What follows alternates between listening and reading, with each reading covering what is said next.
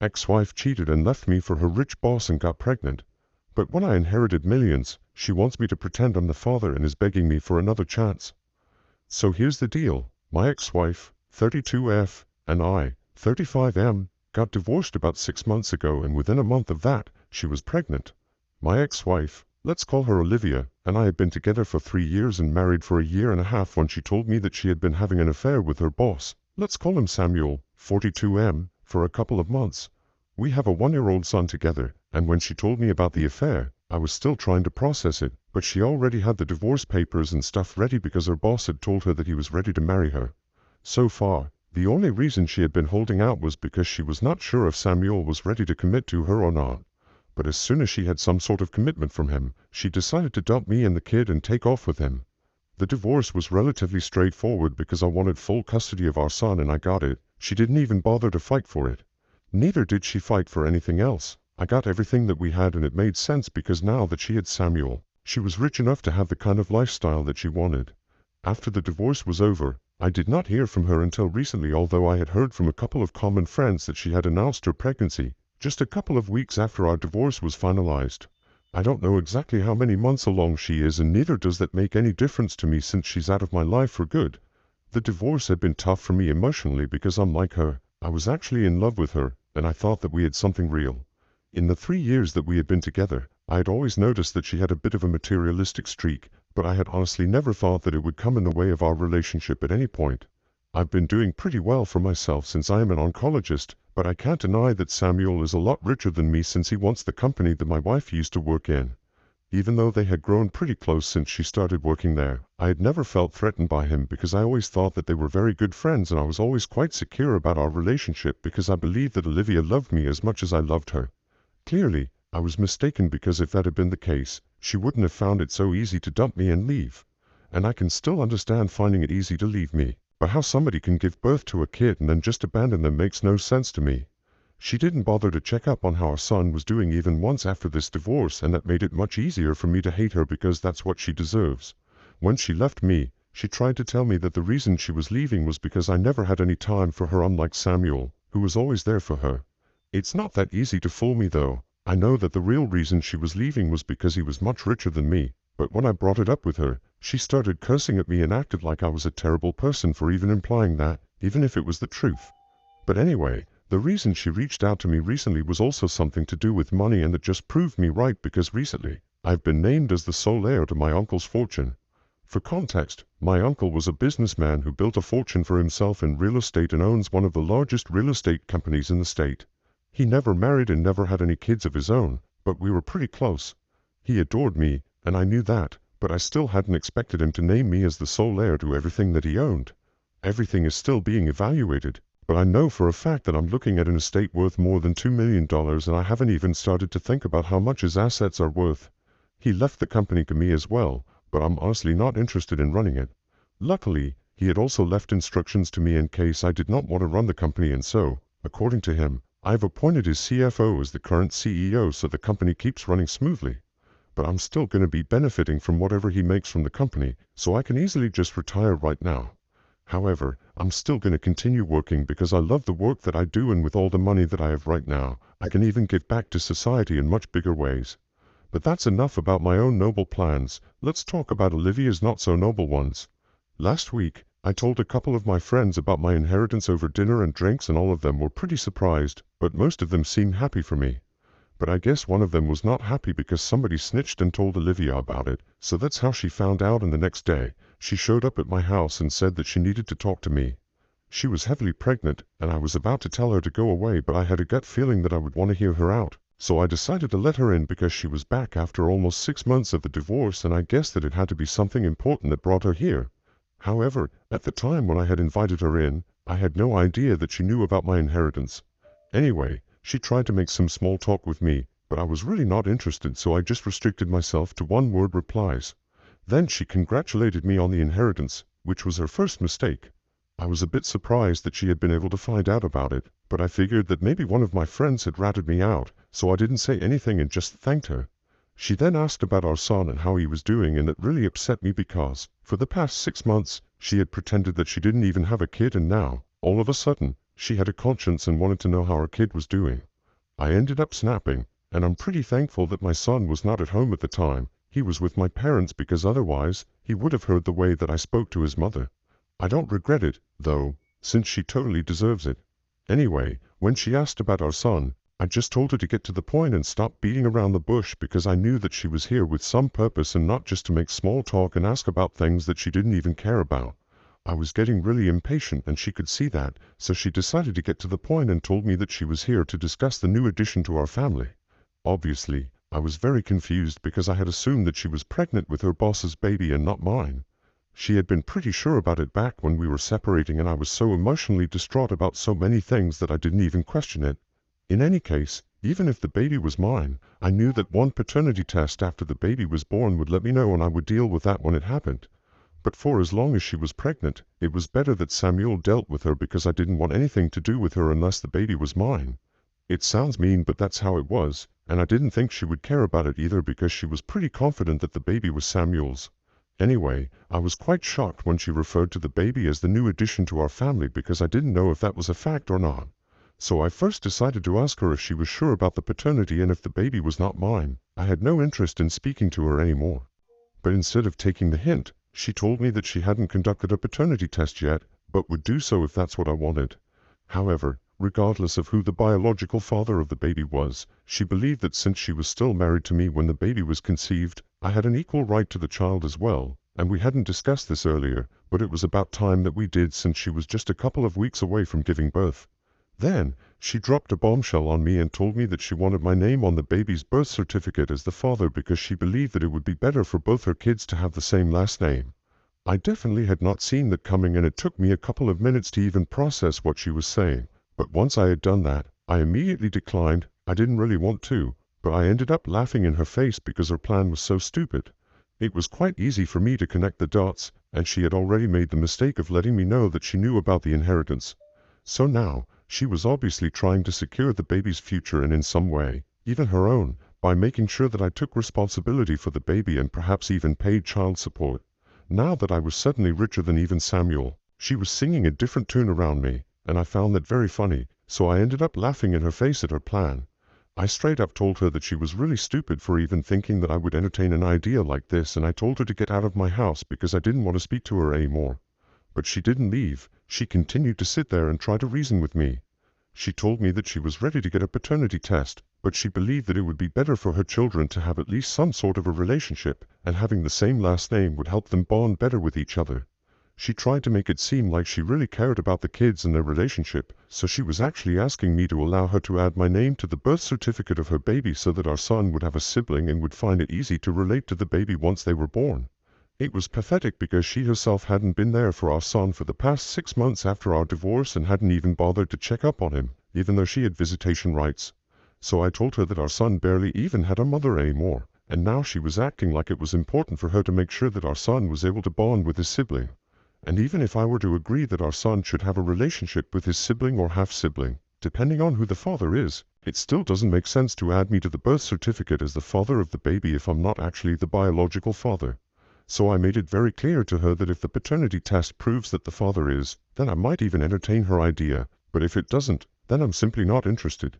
Once I made that clear to her, she tried to argue with me some more and was desperately trying to make it seem like she really cared about the relationship that her future baby would have with our son, regardless of who the parent was, and that's why she wanted my name on the birth certificate. But I knew that the real reason was my inheritance and nothing else, and I told her that I knew what she was actually after, so she shouldn't take me for a fool. And obviously she was not happy about the implication that she was a gold digger, so she started screaming at me again, but I just told her to leave because otherwise, I would call the cops, and she finally left. I could tell that she was regretting leaving me, but this was just karma for screwing me over. And after she left, I was still pretty upset about what she had just tried to pull off because I couldn't believe that she thought I was actually that stupid and I was going to just let her name me as the father of the baby. Of course, if I'm actually the father of the baby, then I would have had no issues, but her suggestion that all our kids should have the same last name and that's why she wants to admit the birth certificate of the baby regardless of whether I'm actually the father or not, just did not sit well with me. Had she come to me to ask for a paternity test so we could find out the actual parentage and then worked our way forward, then I might have respected it, but this was clearly just a plan for her to claim her stake in my inheritance, and because she couldn't come up with a valid plan, She was grasping at straws. I was pretty upset, and I couldn't let this go without retaliating because so far, I hadn't done anything at all to get back at her. But after she had come to visit me and we had had that discussion, I was so angry that I decided to reach out to Samuel and I sent him an email about what just happened. At that point, I did not even care if he already knew about her plan or not. I just wanted to create trouble in some way or the other, and that was the only idea that I could come up with. I wasn't sure if it would actually work or not, but I got lucky, and as it turns out, Samuel had no idea that this was what she was up to behind his back. I didn't get to know any of this through them, obviously.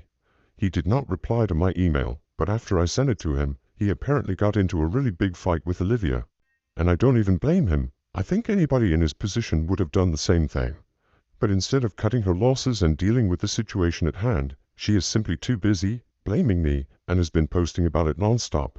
Not just posted, but she has also been speaking to all of our common friends and trying to get them to talk to me and set the record straight with Samuel. I don't even know what that means because as far as I'm concerned, I already set the record straight with him by telling him the truth. Obviously, none of our friends are on her side. They think that what I did was perfectly justified. This is strange because I'm pretty sure that one of them had to be the person who ratted me out and told her about the inheritance. I just didn't find out who it was so I could cut ties with them. Anyway, until then, I have Olivia to deal with because she's really getting on my last nerve. She has been posting relentlessly about how I'm jealous of her lifestyle and I'm upset about the fact that she left me, which is why I've been actively trying to ruin her relationship with Samuel and feeding him a bunch of lies about why she visited me last week. She claims that she only visited me to see her son since I haven't allowed her to see him, and even that day, she was fighting with me because she wanted to see him and I refused to bring him back from his grandparents' place. That's what she wants me to admit, but I'm not going to do that, since that's clearly a lie. I have done everything in my power to avoid speaking to her or interacting with her, but she just won't stop talking about me. And it's getting a bit too much because for the past week, she has posted about me every single day, and it's just annoying that she thinks that she can get away with lying about what really happened. Most of our friends know the truth, but a lot of people are even supporting her in the comment section, mostly people who don't know me. And I know that she's doing all of this for sympathy so that Samuel can fix things with her and by a bunch of lies that she has been spewing. However, if it's coming at the cost of my reputation, even if it's among people who don't even know me, I don't think that it's fair. So I've been considering putting out the truth for everyone to see, and the reason that I have held back is because I know that it's going to damage her reputation significantly, and Samuel is definitely going to dump her. They're not even married yet, so it's going to be very easy for him to just leave since they're only engaged. But before I do that, I want to make sure that I'm doing the right thing. So whipda if I posted about how my ex-wife wanted to name me as the father of her baby in the birth certificate. Update 1. So, I did it. I actually posted the truth before even opening the comment section here because my gut feeling said that I should just go for it, and that's what I did. Afterwards, I came to Reddit to validate my decision, and I'm very grateful that most people believed that posting my side of the story would be the right thing to do. I had blocked her after the divorce, but I unblocked her just so she would be able to see this post. Most of our friends are supporting me, and even though I know that I'm doing that, I think I'm with or without the support. I think it means a lot to me that they are standing by me. Because I'm pretty sure it's really pissing her off. She hasn't been able to get the kind of sympathy that she wanted. And from what I know, she hasn't had to move back in with her parents because Samuel doesn't want her living with him anymore. It has been a week and 4 days since I sent Samuel that email, and even though he hasn't replied to me, a lot of things have happened since then, and I know that there is trouble in paradise. I'm pretty glad that this is happening to them because she left me and our son for someone else, just because he was richer than me and Samuel. Well, he was just a homewrecker. I'm glad that karma is finally catching up to them, and I really hope that this teaches them a lesson of a lifetime. Even if it doesn't really matter because I'm still going to be rich and I'll be happy with or without them. My son and I are even planning on taking a vacation in a couple of weeks because I think I need a break. I've been working myself to the bone ever since the divorce, and now that I'm finally getting the closure that I thought I needed, I think a well-deserved break will do me a lot of good, and when I come back, I'll be ready to work even harder. The only piece of the puzzle that I haven't been able to figure out yet is who exactly had ratted me out to Olivia, because so far, I've asked several of my friends if they had said anything about my inheritance to Olivia, and all of them have denied having anything to do with it. The people who I had told about the inheritance are really close to me, so I really hate the idea that one of them had been lying to me. But well, that's how it is. Anyway, I'm gonna start planning my vacation with my son now. Update 2. Olivia showed up at my door again today, and this time, my son was at home as well, so I told her to go away instantly. because I was pretty sure that he was not here to see him and she was here to probably pick a fight with me, and I didn't want my son to see me acting like that since Olivia just brings out the worst in me. But she refused to leave and she told me that she was here to see her son, and since she had visitation rights, I couldn't exactly stop her. And that was true, so I had to let her in and allow her to see our son. I was not happy about that at all, but if I had refused, there might have been legal repercussions for it, and I have already spoken to my lawyer to prevent this from happening in the future. Just to be clear, it's not that I don't want her to see our son at all. I would obviously love for our son to be able to have a normal relationship with both his parents, but I don't want her coming and going out of his life whenever she wants to. The first time that she left home to move in with Samuel, she didn't even bother to say goodbye to our son, and it was very obvious that in the following weeks, he had found it very difficult to cope with our absence. I did not want that repeating once again, so I've spoken to my lawyer and we're going to file for supervised custody visits so I can monitor when she gets to see him and she can't waltz in and out whenever she wants to because that's not good for our son. Anyway, our son was a little confused to see her at first, but afterward, he seemed happy enough. She ignored me for the entire time that she was here, but I noticed that she started to take a bunch of videos towards the end of her visit. The only thing that I said to her before she left was that I did not want her to post any of those videos online because I did not want our son to have an online presence when he was so young. To that, she only told me that she was saving these videos for herself in case she missed him too much, which I think is a bunch of BS, but I didn't argue with her because it would be pointless. Anyway, that was what happened and I think it was pretty weird, but it's not like she did anything wrong, so I can't complain. Update 3. So I had asked my lawyer to file for Olivia to have only supervised visiting rights after she visited us out of the blue to see our son a couple of days ago, but after what happened last evening, I don't think that's going to be necessary anymore. After her last visit, she hadn't posted anything against me, and in fact, she had been pretty inactive on social media for quite a while. She had made a few posts against me after I had put out my side of the story, but that was just for a few days and then, she just went silent. And then, she paid me a visit to see our son, which was also quite strange. However, what happened yesterday is what takes the cake because she just showed up once again randomly with a lawyer and handed me signed paperwork, which said that she was giving up custody of our son. She and her lawyer informed me that they would file the petition and get this approved by family court soon enough. She just wanted to give me a heads up before all of that happened, so I wouldn't be taken by surprise. I really couldn't stop myself from asking why she was doing this because just a couple of days ago, she had visited us to meet our son, but she didn't exactly give me a straightforward answer. All she said was that she had decided that it was in the best interest of our son to only have one parent, and that would be me because she was going to be too busy taking care of her future kid. And interacting with him the other day had made her realize that he was better off without his mother, since neither did he seem to attach to her, nor did she feel anything when she was around him. So she wanted me to take over entirely and told me that she wouldn't be bothering us anymore with her presence. I was really confused about what was going on and I kind of felt bad for my son because his mother had said that she did not feel attached to him, and even though he doesn't even know what that means yet, I know that it would hurt him if he understood. But I did not try to stop her, since no matter what I wanted, she had made up her mind, and if she did not want to be a mother, then I was not going to force her to. And she definitely was right about one thing. It would be better for him to just have one parent around him, and that would be me because I was actually willing to be a father to him. Before she left, I asked her if she knew anything about the paternity of her kid, and she told me that she had decided she would only get a paternity test conducted after the baby was born, and until then, I had nothing to worry about. She also told me that if the baby turned out to be mine, we would work out an arrangement that worked for both of us, but until then, she did not want me to speak to her, and well, I respect that. It might seem insensitive, but I already have a lot on my plate to be worrying about a kid who is probably not even mine. Update 4. I finally heard back from Samuel after almost 4 weeks since I sent him that email, and I learned a lot of things that I did not know about Olivia and the situation. He started off by apologizing to me for, well, everything. But I'm not going to get into that. After the apology, he told me that they actually had conducted a paternity test a couple of weeks back and they knew for sure that the baby was not mine. The baby is his, and even when she had approached me, she had known about it. That's why he had been so upset and broken things off with her, because it was very obvious that she did not truly belong to anyone in the actual sense of the word. She tried to tell him that she had only visited me to talk to me about seeing our son more often because she claimed that I wasn't allowing her to see him.